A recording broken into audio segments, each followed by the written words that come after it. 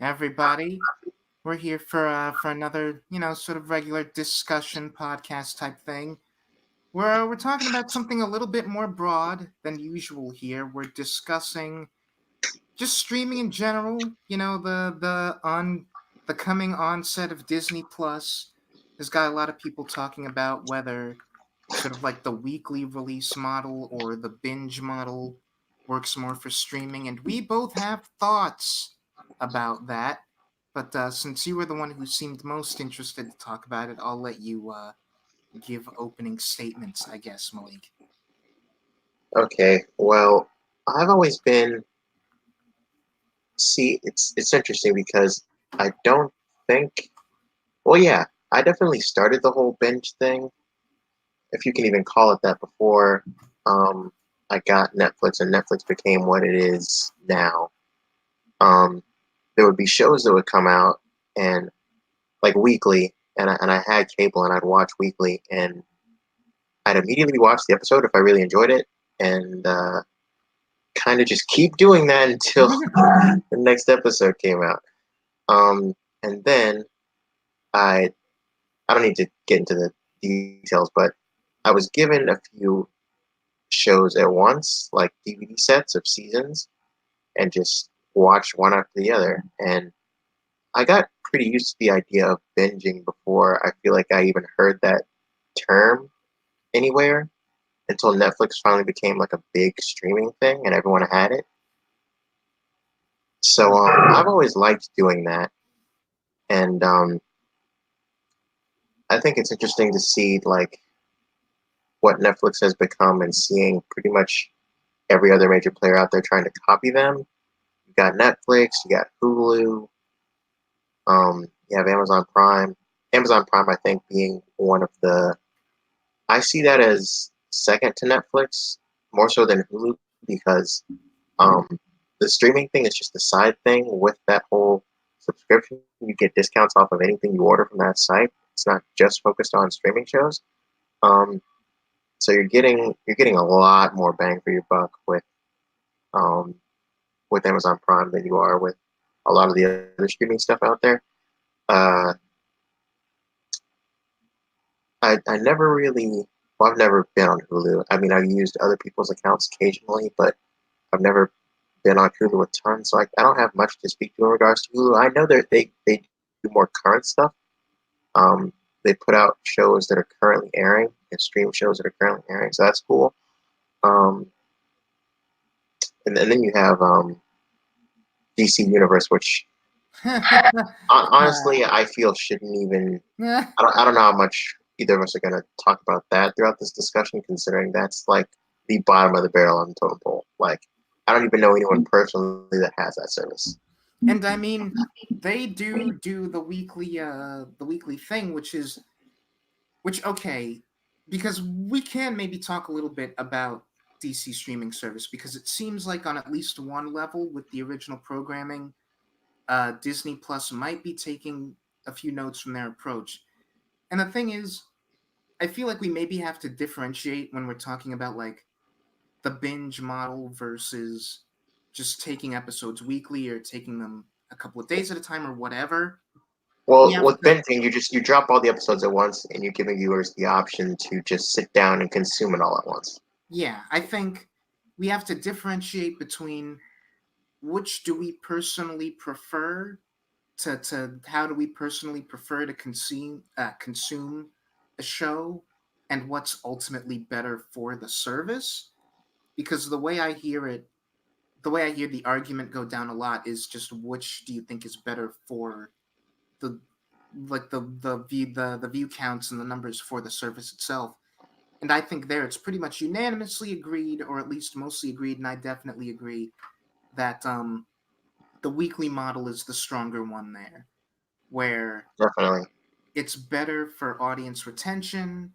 It's better to keep your show in the public discussion for a long time. Like we were just before we started texting about the DC Arrowverse shows, and like a lot of people are not that hot on those shows, and yet I'd be willing to bet that a large part of why so many people still watch and talk about them and why they've gone on this long is that because they're weekly 20 plus episode seasons, it feels like they're always on anyway, and people are always talking about them, and there's no like serious lull of like months and months and months at a time, if not longer, where it feels like, oh, hey, do you remember that show?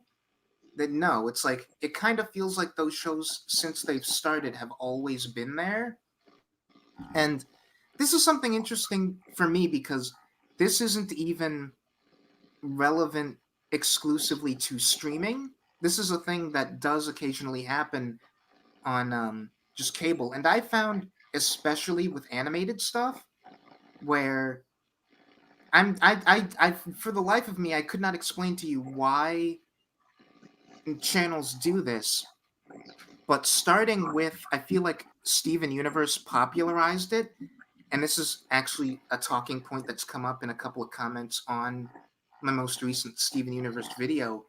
It's that show did a thing like and continues to do it. This is they've not dropped this practice where they'll not have an episode for months, months and months and months, close to a year in some cases, and then they'll drop like 5 episodes in a week, or they'll drop a whole season over the course of one summer, or they'll drop like 10 episodes in a couple days. That's maybe an exaggeration, but like a lot of episodes get dropped in a really short period of time, and everyone's super excited when that happens, and it feels just like the Netflix stuff, where it's great that we get as much content as we want in a relatively short period, but then you're left with these big dry spells where the show is out of the public sphere for a long time. And Steven Universe has just gotten lucky, I guess, that its fandom is really, really big relative to other cartoons, and so it's never really 100% gone. But there are long periods of time with no episodes, and I don't understand why you would do that if you have all of them made and you can release them whenever you want. And so, what I think, jumping off of that and like the Arrowverse stuff, the big smart thing that DC Universe did, which is like, okay, we don't just want people to pay for the monthly free trial and then dip. They had like an episode of a show weekly, and then as soon as one show ends, a season of another show would start like the next week.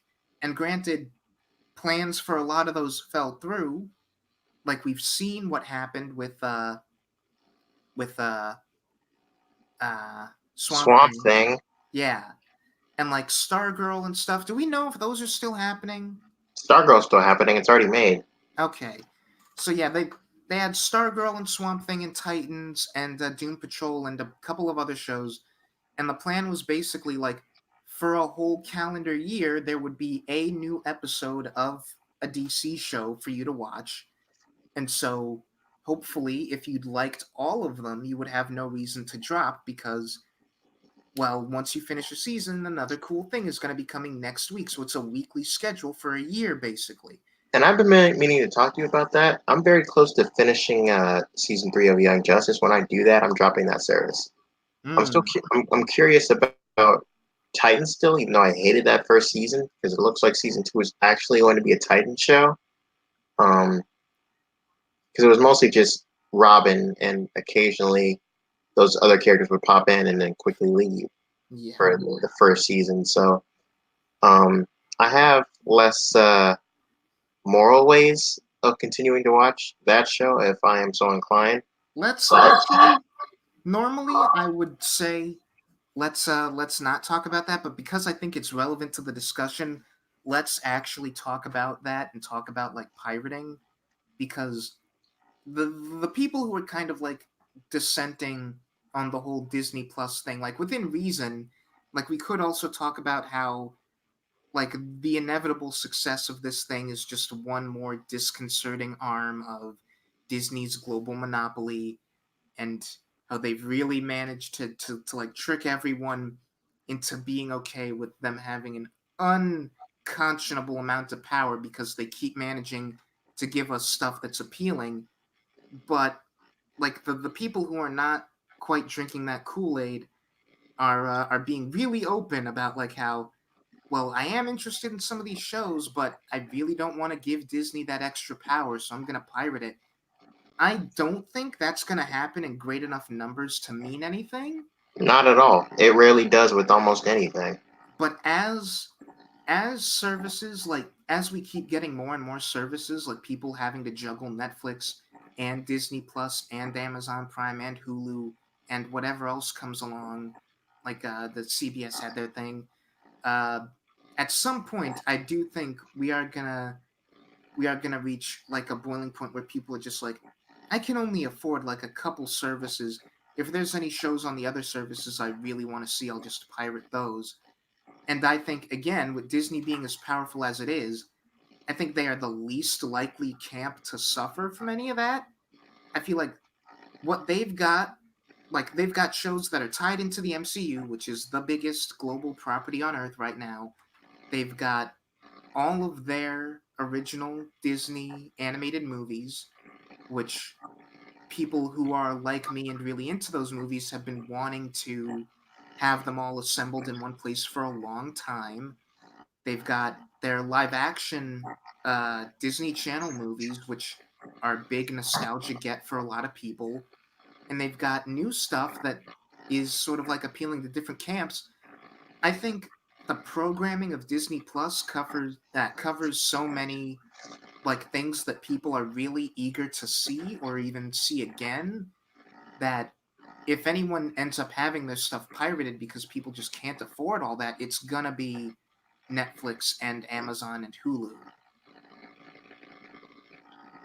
Well, I mean, yeah, I mean, Parsi has always been around, and even, popular, well-made movies, they don't particularly suffer because their stuff is pirated. If anything, We it can't helps. all be they can't all be soul plane.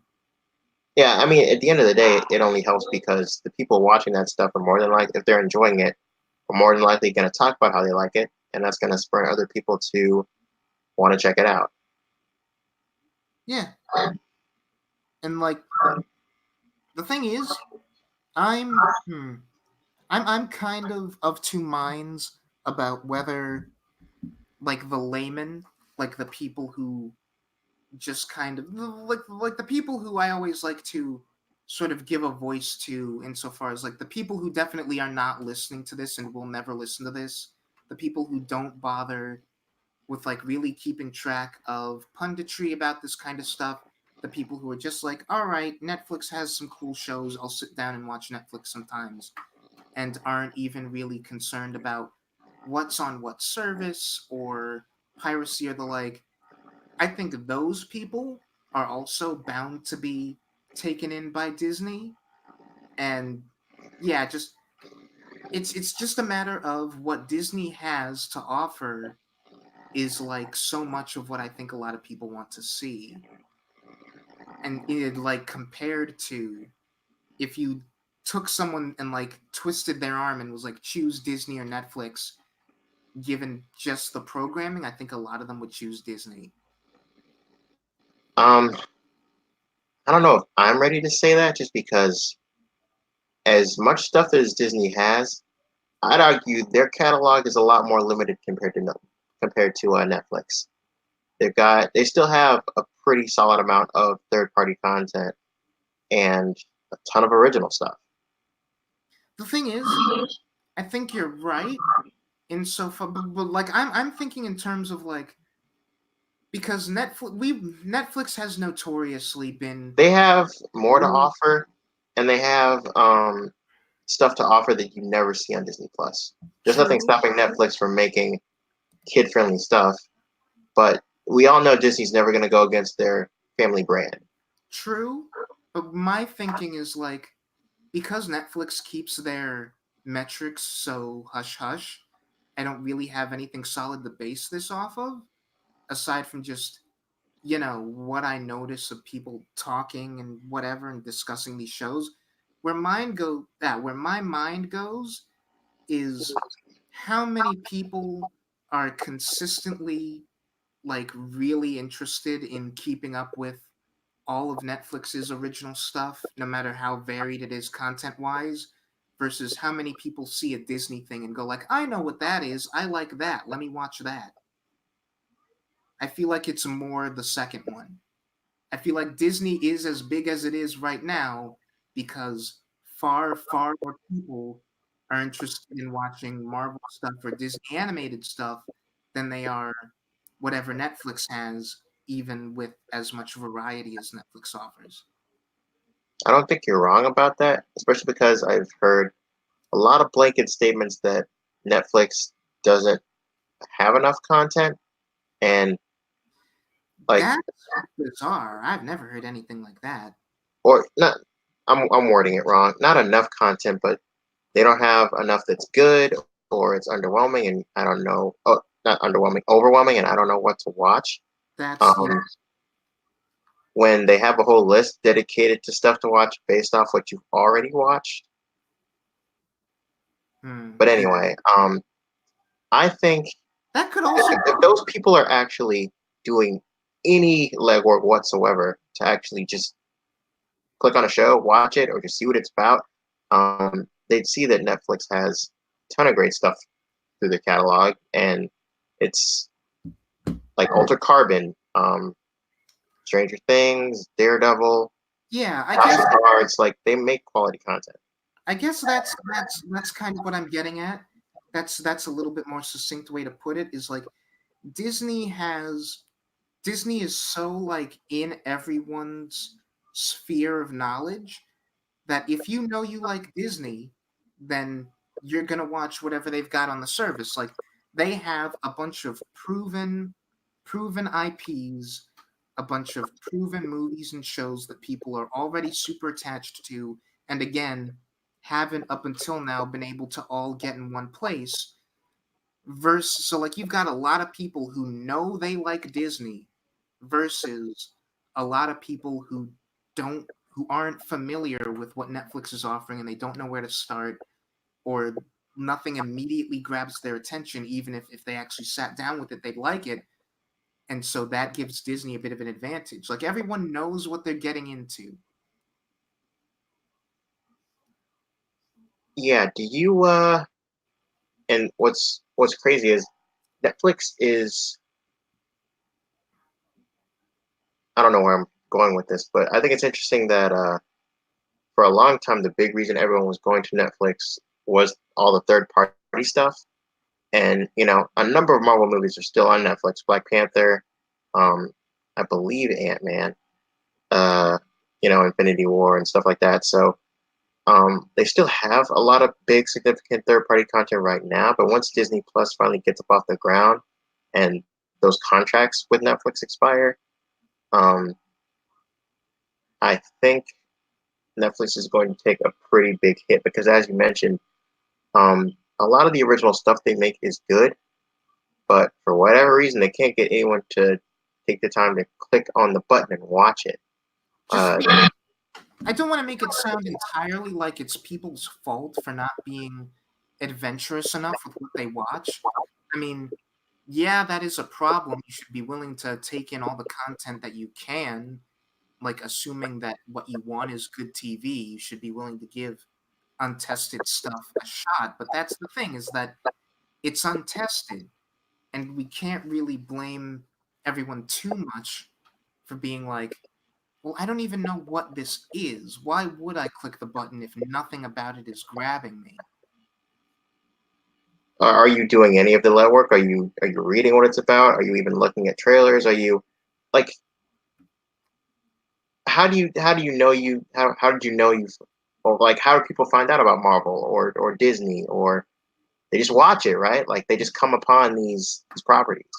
Yeah, and again, that And it's known stuff, it's stuff that people have heard of. Like there are there are younger people that I work with who are very aware of the Matrix even though they never saw it. But that's the thing, they still haven't sat down and seen it.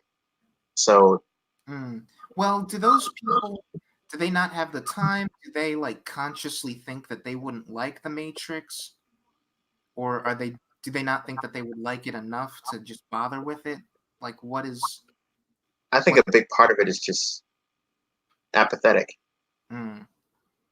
people are just really apathetic when it comes to actually looking at content to pick what they want to watch. Like it's a lot like watching my grandmother decide what to watch. Hmm. Yeah, like I can kind of relate to that. Like my grandma doesn't even like to watch movies, and yet the few times that I can get her to sit down with me and watch a movie, she'll really enjoy it. I don't know what it is that keeps her away from them, but and that's the thing though, because you mentioned that people can just like stumble across Disney and Marvel and how do those get big. I actually think that's kind of part of the issue because I don't think that's what happens with most people. The thing is, again, part of this is proven IPs. Disney and Marvel, even before they became a part of Disney, had the uh, the advantage of being around longer. And like we've now got decades and decades and decades and decades of different generations having different attachments to different Marvel properties and different Disney properties. And most of them get into it as children. And so Disney, like so much of Disney's brand, both with the streaming service and just in general, how they present themselves is appealing to nostalgia because basically everyone on the planet it's I don't think it's an exaggeration to say that most people on the planet who are into Disney get into Disney as kids. So Netflix doesn't have that advantage. Netflix hasn't been around nearly long enough for someone to be like, "Oh, hey, that Netflix show is like my childhood." And they have nostalgic shows from like contracts and stuff that they can put on, but I don't think it's anywhere near the level of like animated Disney movies or the way that like that's kind of the big one. Where again, we've got Lion King. I've not heard a single person say a kind word about that movie, and yet it's already what approaching? Is it approaching $2 billion? I don't know. Be- I'm pretty sure everyone on the planet has seen that movie. because it's tied to this masterpiece, widely considered a masterpiece of 2D animation that grabbed everyone by the balls in childhood. And so Disney really knows how to game that system, and Netflix just doesn't have that advantage. Outside of what they've been doing recently, and which I'm surprised I haven't thought to bring up until now, which is like the Nickelodeon stuff, the Invader Zim, Enter the Florpus, the uh, the Rocco's Modern Life Static Cling special. We've got a couple other specials like that planned that are like based on old nostalgic shows, and those coming back, those get people talking. Like when those come out, people were talking about Rocco's Modern Life and Zim Enter the Florpus for like a couple of weeks, and that is them being able to use that to their advantage. But they don't have. I remember. Well, I guess um, I'm resisting. Well, I see what you're saying. It's the proven IP. It's the known thing. It's the popular thing. So obviously that's going to do better. And I don't. I want to step back from the business aspect of it because you're absolutely right. Um, but on the creative side, for me personally, and not to say I dislike like Disney or even like for the most part, I mean, I don't even watch a lot of Disney proper films. I typically watch their subsidiary stuff like Marvel and occasionally Star Wars. Hmm. Um, aside from, I think Jungle Book, I can't remember the last time I watched a Disney proper movie. But I've not watched. I've not watched any of their live action movies in theaters, and the last animated movie I think I caught in theaters was Zootopia. I don't know. Wait, I actually have to check because I don't know what they've released since then. I know that between then and now they had Ralph Breaks the Internet, which I didn't see in theaters, and ultimately did not regret that decision. That was not a movie that I would have liked to have seen in theaters anyway. But yeah, there's the thing is though, like you said, everyone is into a subsidiary of Disney at least. So again, that's the thing. Like they've got Marvel, they've got Star Wars, and all of their subsidiaries have the nostalgia thing. Like they've got the Muppets. Like the Muppets is a nostalgia thing for a lot of people. It's way lesser compared to Disney proper or Marvel or Star Wars, but they have like everything they have is built on like trusted brands in a way that Netflix just isn't. And And Netflix can't be when they're doing what I really appreciate that they're doing, which is the variety thing, the crazy off the wall weird shows that you're never going to see made anywhere else. yeah, Love, Death, and Robots, made by Tim Miller and his well, not. I think a lot of those animation studios are foreign. Like a lot of them are probably Japanese. But that series, that anthology animated series, is insane, it's really indescribable. good. It's indescribable. I can't even. It's a lot like Legion, where I don't even know how to talk about that show, but it's amazing. Um, and where else would you see that? You wouldn't. Disney would never make that. I don't. Yeah, no. I don't even see that coming from Amazon Prime or Hulu and Netflix, and they give those shows budgets. You have Altered Carbon, which looks like Blade Runner 2099 as a film for 10 episodes. It, in all these crazy future sets and equipment and locales and vehicles, and it all looks crazy photo real, and it's insane. Yeah. Yeah, the production values on the shows is insane. The writing's typically really, really good, really strong, great actors. Like Although that, that could be its own discussion, exactly just how big budgeted a lot of Netflix shows are, and can they sustain that? I Be- don't think they can. I believe I may be wrong on this, but from what little research I've done on this, I think Netflix has been operating at a loss in terms of how they've been budgeting those shows, and I think it's finally starting to come back and bite them. hmm. Yeah, Which is sad because those shows are amazing, and more people should definitely be watching those shows if they're not getting the viewer and subscriber count needed to justify how much they're spending. Um,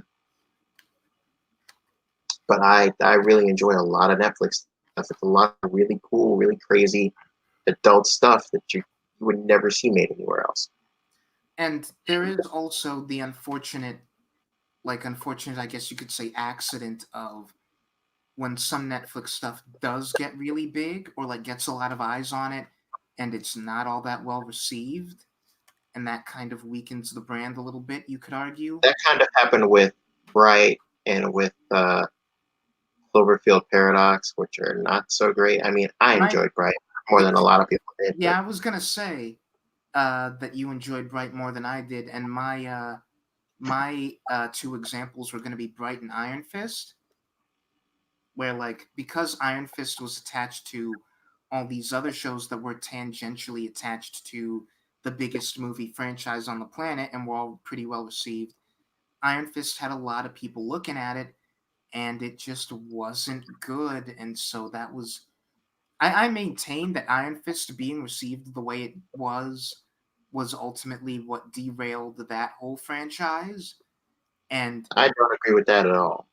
I feel like that was a long term thing. Like I don't know. I can easily picture the alternate universe where Iron Especially Fist. because it's not like that erases Daredevil or No, Punisher. no, it doesn't.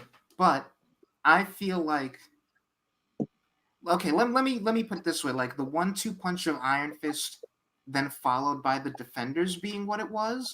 I feel like if either of those shows are better, or let me not even say better, good. If either of those shows are widely received as more solid, I think that whole pantheon of shows is in a very different place right now, as opposed to just being over.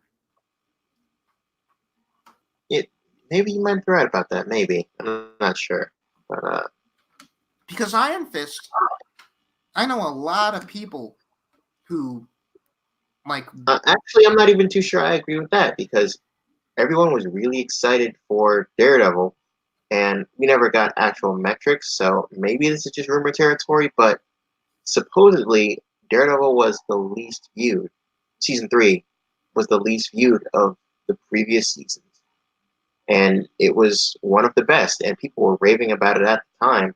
Yeah, Um, see, and I think maybe more people go see that or like sit down to watch that if the last stuff that they had wasn't but those two kind of. things aren't synonymous with each other just because they shared some screen time together in a crossover show. They're not, but people know enough. I feel like the people who are like really into it know enough to associate them with each other.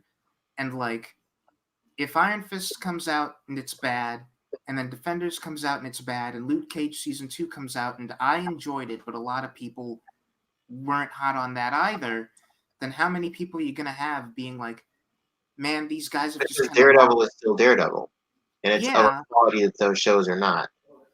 yeah, but I don't think enough people realize that they're all made by completely different teams. I think some people will look at like 3 lackluster shows in a row and just go, "Oh man, these guys are losing their touch."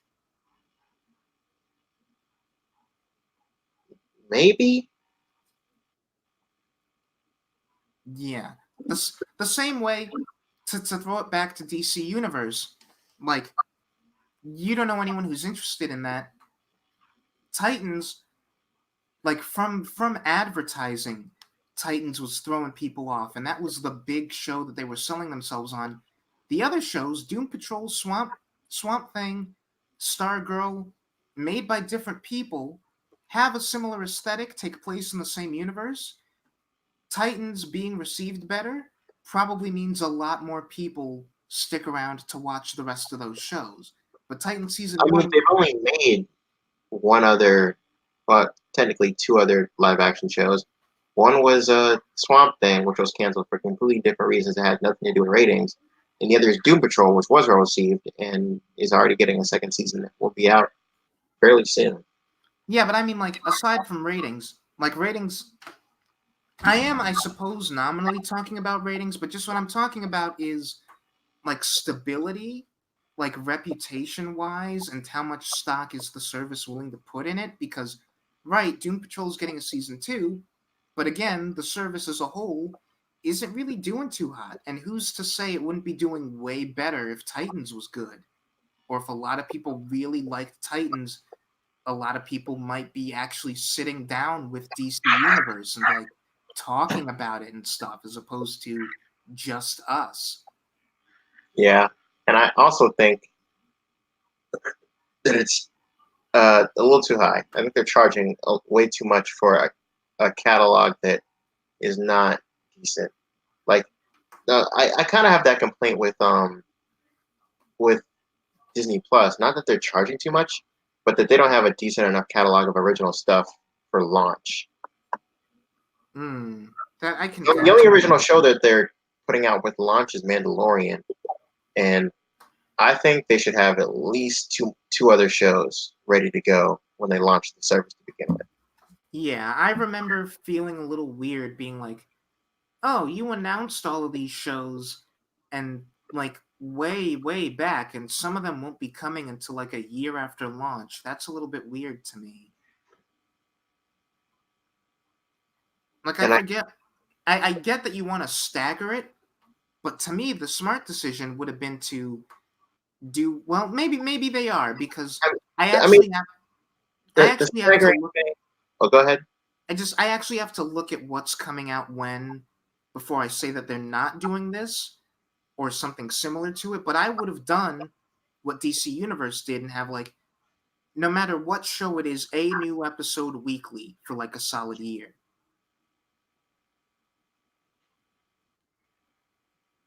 Yeah, that seems like the right way to go. But what were you saying? Well, I lost my train of thought now. No, sorry. It's fine. Um, so But yeah, stepping off the business end, because I think we can both agree that Disney is in a much better place than Netflix business wise, no matter how you slice it, just because they have anything and everything that people have actually heard of. yeah. And Um, yeah, to step away from that because I didn't even really say whether I had a preference between binging and like weekly. I don't. As far as like consuming stuff, I really will do either or. I'll wait days or even weeks between episodes of a thing, or just watch it all in one gulp and enjoy it either way. I tend to find, again, like thinking about the Marvel Netflix stuff in particular, when I binge something, I tend to enjoy it more like in the short term, and then I find it like less memorable or whatever in the long term until I go back to it, and I rarely have the impulse to go back to it, which could be an unfortunate thing. Whereas, like you said, sometimes if a thing is like weekly and I just want like that, creating that need for more of it makes it so, yeah, I'll rewatch episodes in the intervening time, and I won't just go straight through a series and then might not ever even pick it up again unless I want to show it to somebody else. That's generally how I end up rewatching stuff, is a desire to get other people to watch it and wanting to sit down and watch their reactions. If that's not a factor, then a lot of the shows that I binge end up not even getting second or third watches from me. I've never really had that. I've always gone back to pretty much, and it's something that used to drive my grandmother crazy when I was a kid. I've always had this where like if I love a movie, I will rewatch it constantly. I did that with Spider Man on VHS until the tape came out, and I cried for like 3.5 hours.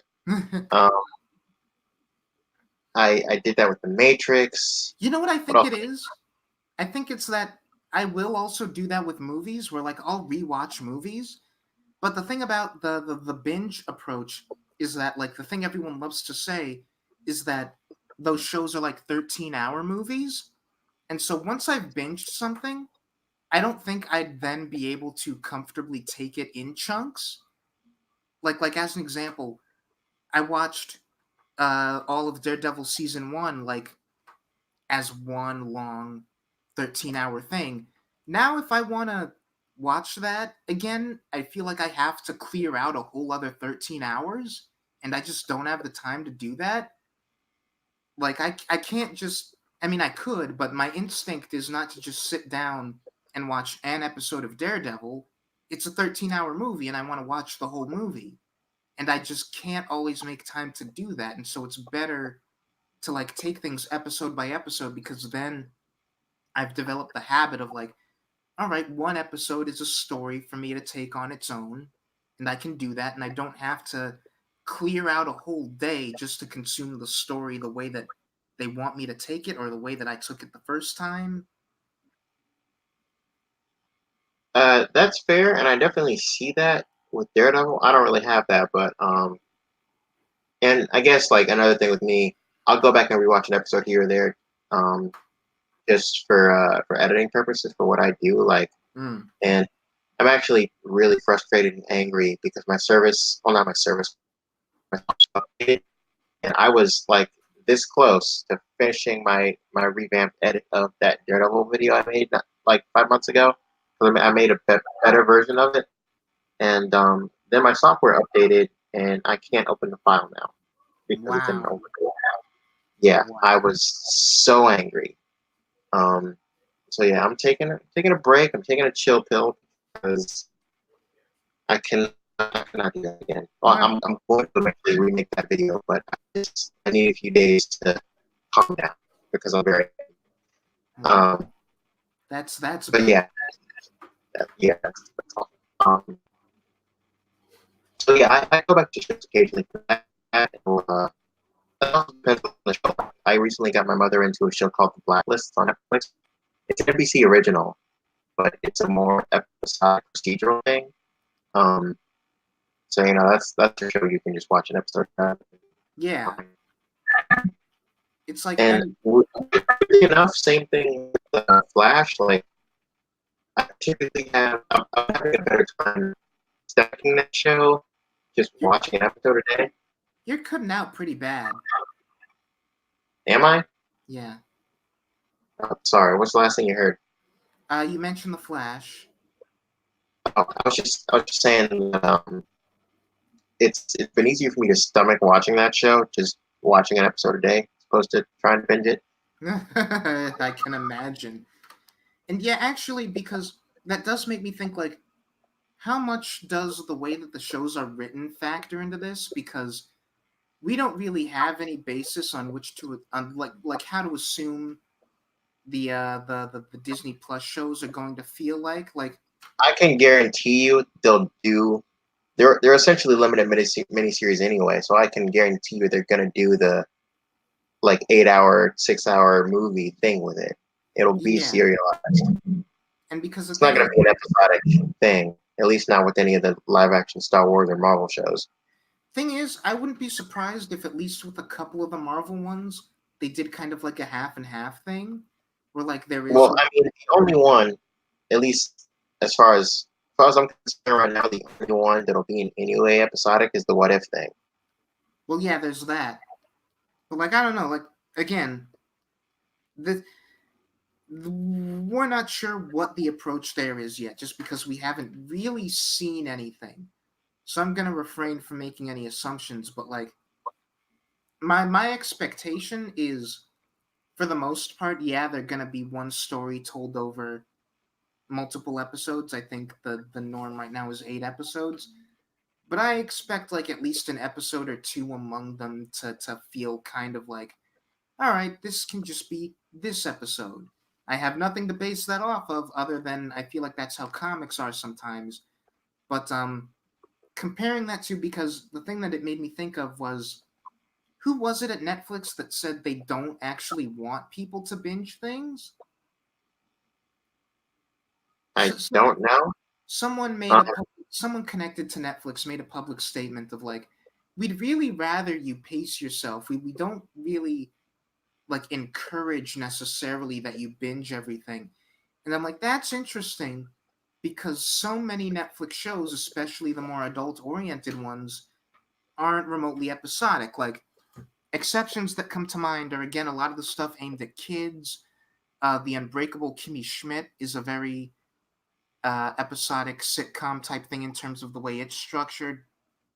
But for the most part, like uh, like the Marvel stuff, like the OA or whatever, it's it's it is again like multiple length movies where episodes bleed into each other so naturally. It's kind of like, I don't know, I feel like this was written with the intent of everyone sitting down and watching it back. the Marvel shows more so than most of the other stuff they've made.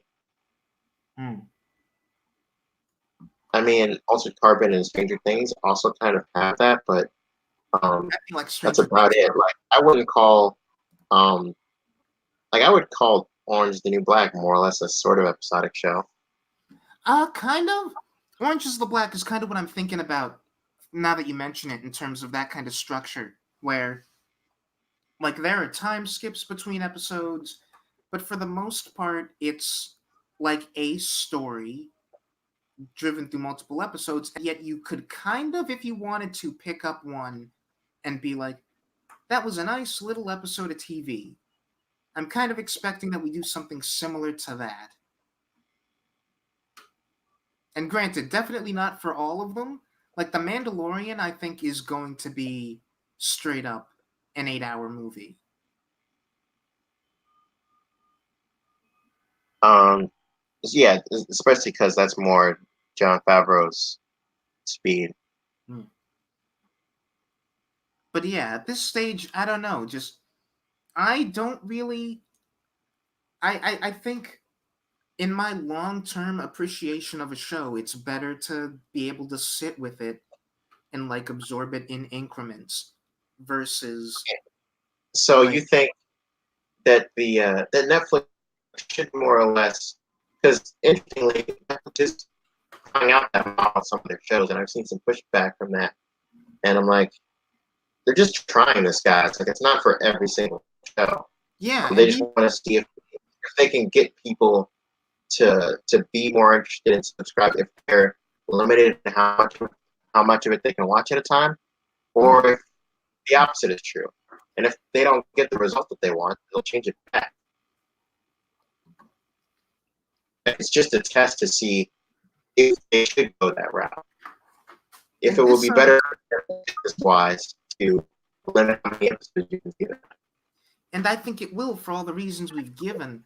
And like just because like as more streaming services got announced, I don't think anyone was assuming that anyone would do like a weekly release thing. I think when all I the I kind of called the one for Disney Plus, I not don't think Disney a lot of Plus, people but did. for DC Universe. I don't think a lot of people did just because the kind of the old maxim back when everyone was not disappointed by Game of Thrones was that Game of Thrones will be the last show that we all watch together. And I think that was sort of a turn of phrase anticipating like the world of streaming under the assumption that every streaming service would be binge releases. And so everyone would just take everything at their own pace, and there would be no more like quote unquote water cooler shows where you can just meet up with your friends at work and be like, hey, did you catch this week's episode? And you talk about that week's episode, and you do that Walking Dead weekly. used to be that for a lot of people until it fell off. Yeah. And like Game of Thrones was the last, like, everyone assumed would be the last big show to have that. The thing about Disney doing this weekly schedule is that they circumvent that, and that's there is an appeal to that because I get it.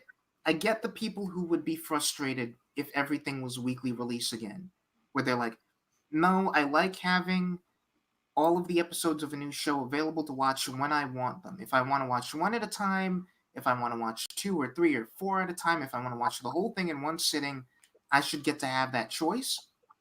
You can still do that. You just have to wait longer. And like it's more it doesn't really make it more or less difficult to avoid spoilers because because I'm trying to tackle this from all the angles that I can. Or like why would you aside from just liking to sit down for a lot of hours with a thing, why would you necessarily resist a weekly release as opposed to a binge release? With a binge release, Especially because everyone's big excuse for everything is I don't have enough time. yeah, for a binge release, like you if you want to binge it, you've got to like I said, you've got to clear out a whole stretch of time.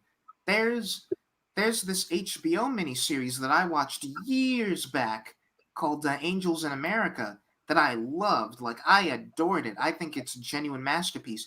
I've not gone back to it because I can only take it in all 6 hours at one time, and I can't clear that time for myself.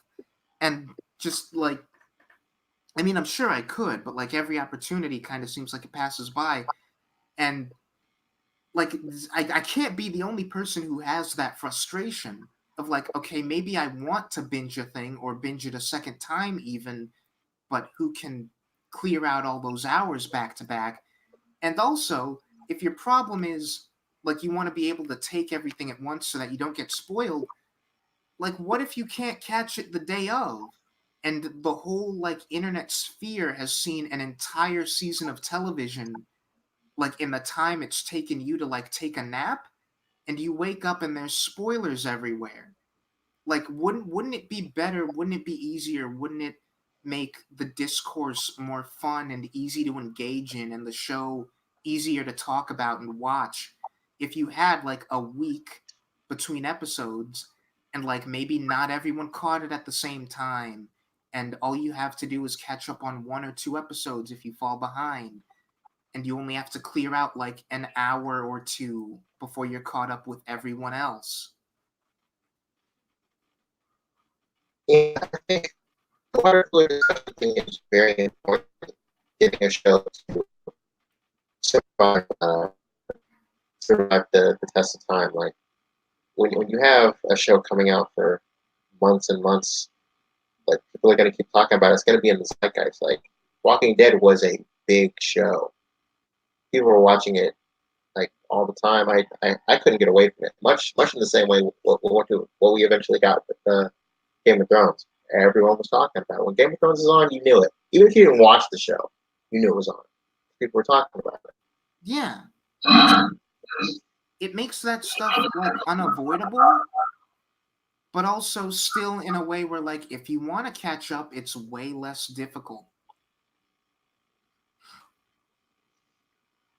And I think that's important in getting people to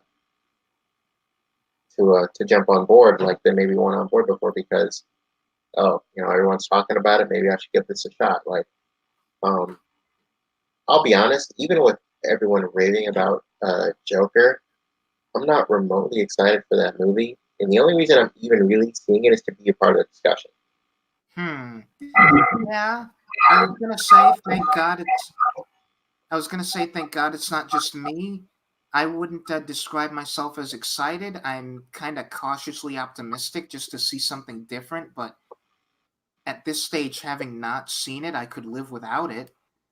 But I feel like content wise, the one thing that you maybe risk, like actual like cost benefit analysis makes dropping all the episodes at once seem like the better option is if your first episode slash first couple of episodes aren't that great, and you have people who are like, oh, well, the whole thing is here anyway, I might as well keep going. And then they decide that they like the whole product or like the whole package more than they would if they like people who. Let's imagine that Falcon and Winter Soldier comes out and the first episode is really bad. And so a lot of people jump ship who might not have if the second and third and fourth and fifth and sixth and seventh and eighth episodes were right there for them to go, well, let me give it another shot. Well, let me give it another one. I'm sure it gets good eventually. The one issue I could see with having to wait a week is people going like, oh, well, I didn't like the first episode. Why would I wait a week to catch another one? And I don't understand that mentality because a lot of my favorite shows don't start off amazing from episode one. No, but I'd be willing to bet a lot of them also don't start out too weak. And like Like not I suggesting that I think any of these shows are going to start out weak, but like they like it might be a case like some shows do where like they hold off on the hook for a long time or for like a couple episodes, and I always get a bit apprehensive when a show does that, especially when they have a set number of episodes. I'm like, do you really want to hold off on the interesting part of your show for the majority of your first episode? Like that's um your first impression. That and there are really shows that I've checked out that the hook is in the premise alone. They don't have to do too much crazy like mind blowing stuff in their first episode because your first episode is typically always set up. Um, it's introduction. It's this is who this is. This is what everything's going to be about. These are the players. This is the tone. This is the style. That's a lot of your first episode. yeah, I And get it. and shows like Banshee or um, Prison Break, the hook is in the premise alone. And I think if you have a solid premise, your first episode doesn't really need to. I mean, yeah, to a degree, you certainly need to hook your audience, but I just mean, and yeah, like it is good to come out of the gate swinging with, but I guess my argument is, you should trust your show, um, before you necessarily trust your audience because, um, when you placate to what you think people want to see versus just being true to what you want to make, 9 times out of 10 you don't end up pleasing anyone. Yeah, and I feel like we've gone on for a while, and we've hit a lot of points. I kind of want to wind down, and this question just occurred to me, so I might as well ask it. Like, forgoing your conscience, like, let's assume two things. Let's assume the Disney Plus shows come out, and you really like the majority of them, and then you only have enough money to afford it or Netflix. Which one do you choose? Oh, so we're not talking about the am I just not talking about I'm not talking about the what? Me finding other ways to watch the show. You're cutting out really bad. I didn't hear you. Me finding other ways to watch the shows. Oh, yeah, like let's assume that you want to pay for one and you're not just gonna pirate both. That is okay. So that not being an option, I would It's bite the bullet and go with Disney Plus. yeah, I'm gonna say same. And the Especially because I'm caught up on everything that I want to see, at least show wise. Well, that's not true because I'm still trying to catch up on all the Arrowverse shows. But negating that, I'm caught up on everything I want to see from Netflix show wise.